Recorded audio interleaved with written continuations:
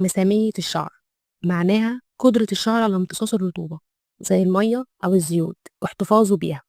بتعتمد على إيه؟ على شكل الطبقة الخارجية للشعراية اللي هي اسمها الكيوتيكل، وهي عبارة عن طبقات صغيرة بتغلف الشعر من بره. إيه أنواعها؟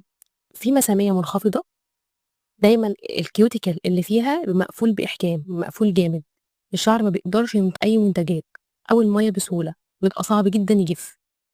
الزيوت والمية بتقف على سطح الشعرية من بره بدل ما تدخل جواه. ده زي إيه الزيت المناسب لنوع الشعر ده؟ زي زيت الجوجوبا والأرجان واللوز.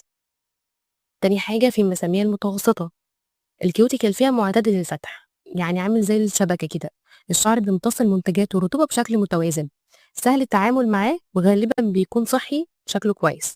ده نستخدم له زيت زي زي زيت الحبة السوداء.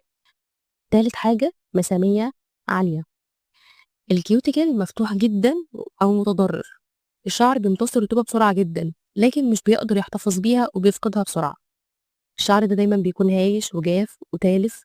بسبب بسبب الحرارة والصبغات. ده لازم نستخدم له حمام زيت زي او ايه الزيوت المناسبة ليه؟ زيت خروع، زيت زيتون، زيت جوز هند. نيجي بقى لأهم نقطة، ازاي نعرف نوع شعرنا عشان نقدر نتعامل معاه ونشوف نتيجة كويسة.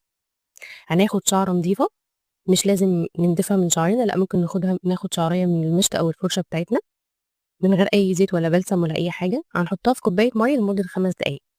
لو نزلت بسرعة للقاع هتبقى مسامية عالية، وفضلت في النص تبقى متوسطة، لو فضلت على السطح من فوق تبقى منخفضة. وبناء عليه هنستخدم منتجات معينة تنفع مع شعرنا.